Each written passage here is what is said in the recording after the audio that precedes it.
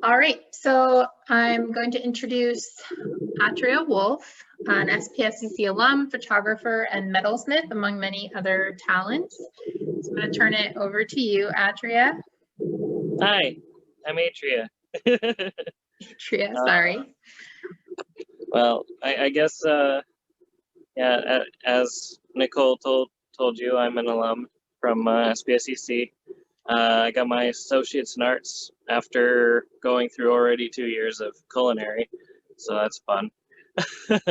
And then after I graduated, there was about a 2-month period that I didn't really do anything, and then I saw a piece of metal, and my friend had a piece of railroad track, and I just sort of started hammering it, and I decided I enjoyed it a lot. So it's not really an interesting story in terms of how you get started, but it's been a wild ride since 2 years ago. So since then, I've just been slowly building up my shop and improving my skills, and hopefully I can make a really good life out of that.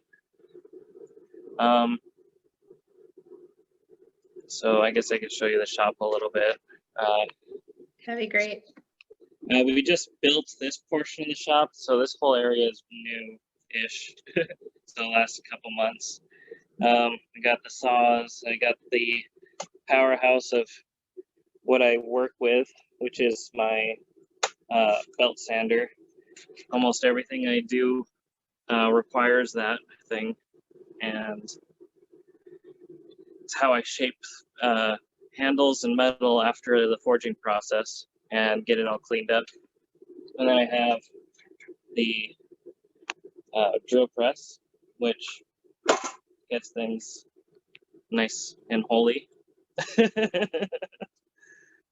And so I've been sort of working on a few projects. Like mostly I've been working with knives, so I've been really interested in bladesmithing, but I also make tools and art pieces as well. I mean, I find the knives to be art in their own right, and I have a kris I'm currently working on, which was made out of a railroad spike.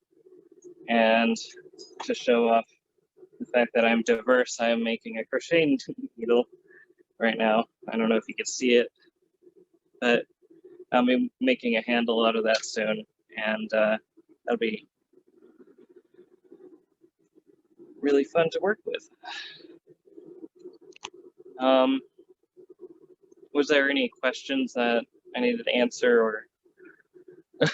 Sure, yeah. Well, I was going to ask how you got into metalsmithing, which you kind of mentioned. Was there like any particular reason, or did you just kind of got the bug that you were like, all right, I'm setting up a shop? It was just a bug, really. Yeah. It was just a really rainy day, and I was alone that day. And I had a broken screwdriver, I had a rock hammer, and a piece of a railroad track. And I started hitting it, and I made my first knife with it. It wasn't really intended. It just like, I wonder if I can do this. And I was able to do it. So when you did that first thing, were you doing that cold, or did you get a flame, or what? How did you make a like makeshift? What's it called? A makeshift heating thing.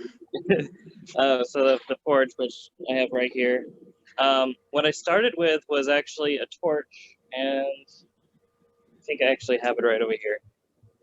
Okay. It's just one of those regular old propane torches that burns automatic.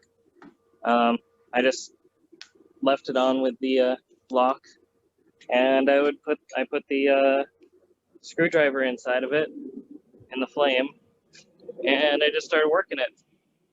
I mean, it wasn't very efficient. It took a long time for the metal to get hot and stay hot. So even though it was just a small piece of metal, it took a really long time to work.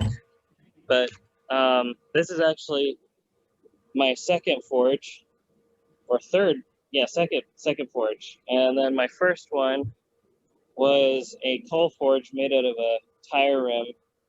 Oh yeah. And so we still have some old coal in there that I haven't used in a while.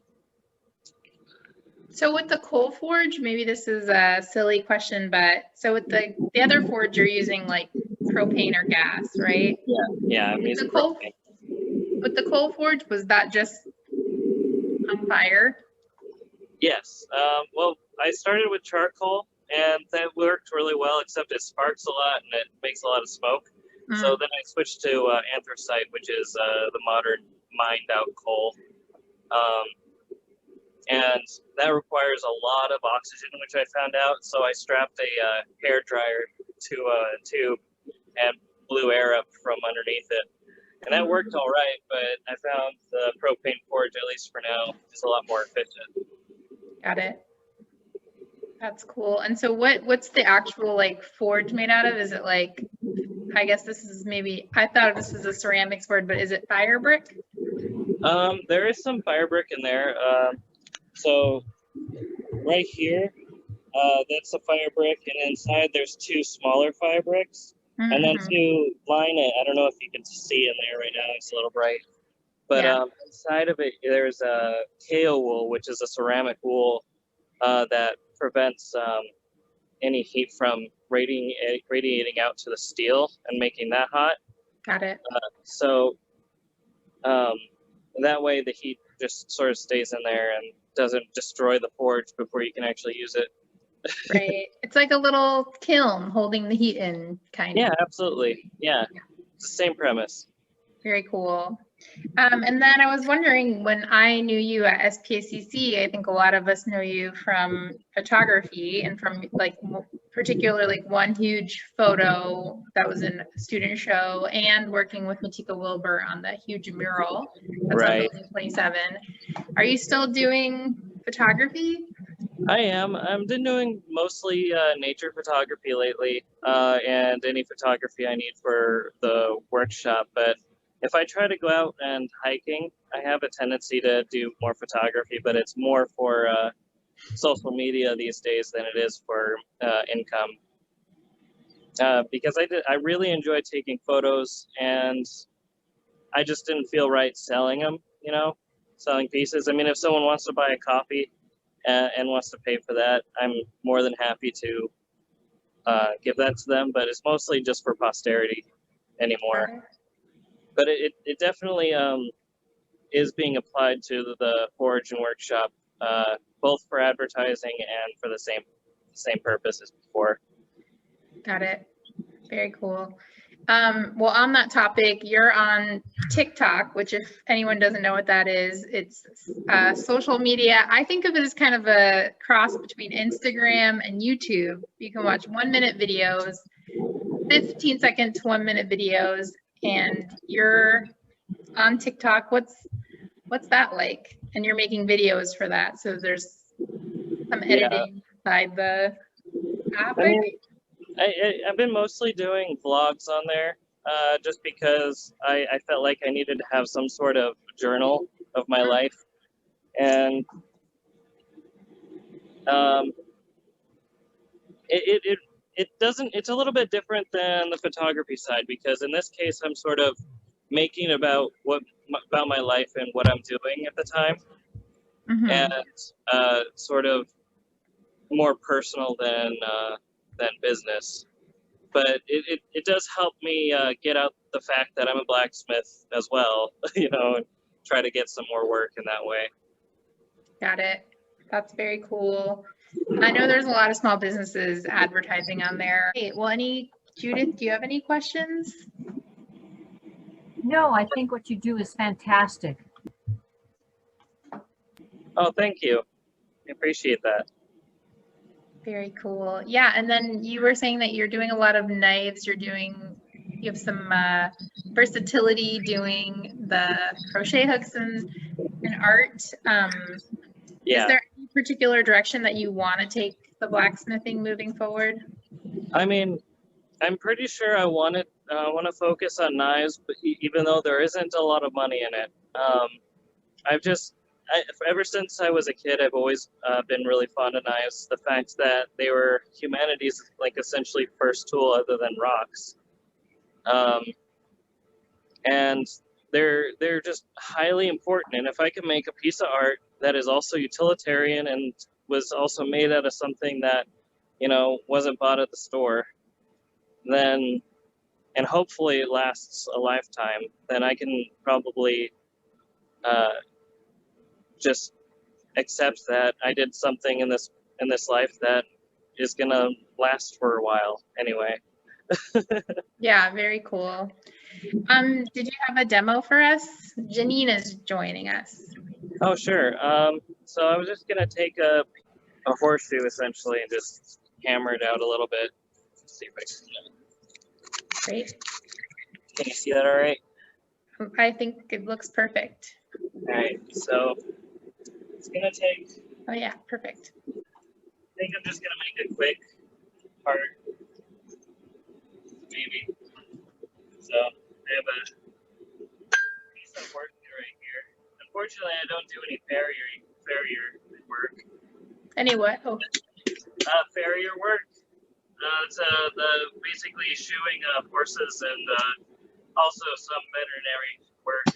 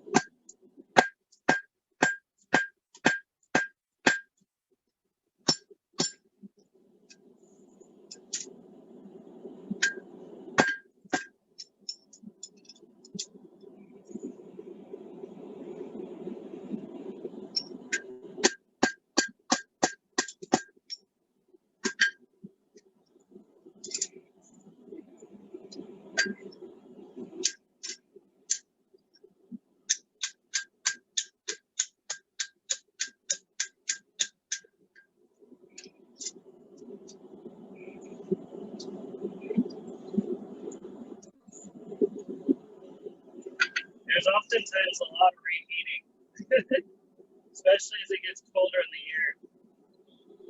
got it. With the horseshoe, what will you turn that into? I'm trying to make it into a heart right now.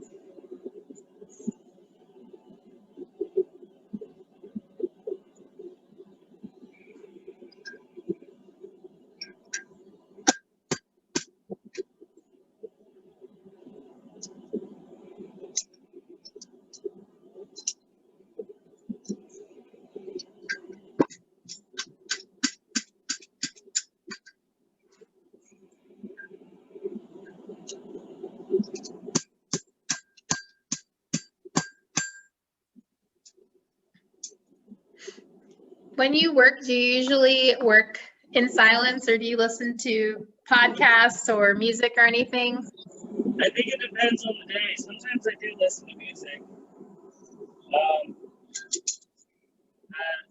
I don't think I really listen to podcasts too much. I think I like to get lost in my own world when I'm working. So I feel like if I'm listening to other people's worlds, then I sort of get distracted. I asked, I see you're working on different parts of the anvil. Do different parts of the anvil give you a different shape or is just where is comfortable? Yeah, I mean, you gotta think about hot steel the same way you would play with clay or Play-Doh. If you ever like decide to want to try doing forging, the best way to learn how to shape things is by messing with some Play-Doh. Like take a hammer, some tongs, and then a nice big chunk of Play-Doh, and it works the same way. It's just a little harder when it's steel. Fascinating. So it really is just like molding another form of, like any other form of ceramic or plaster or clay or whatever. Wow. That's wild.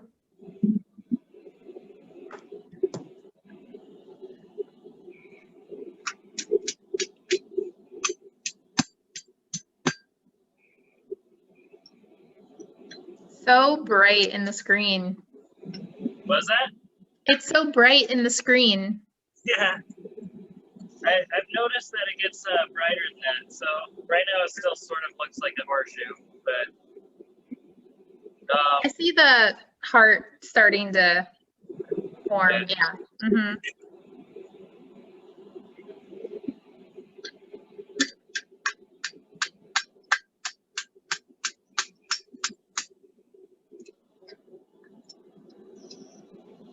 normally I'd be working on any project for at least an hour or two before it finally starts taking shape. Yeah, this is just a super quick demo to show us how the material works. Right. Well, Which is awesome to see.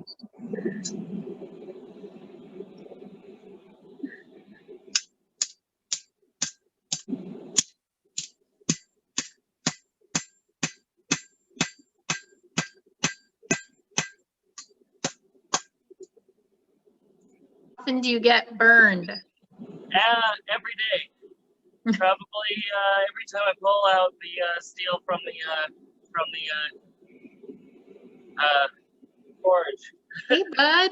Hey, Oh, I'm saying probably anytime I pull steel out of the forge, I'm probably getting burned a little bit. But I mean, that's part of the job. right. Got So, it.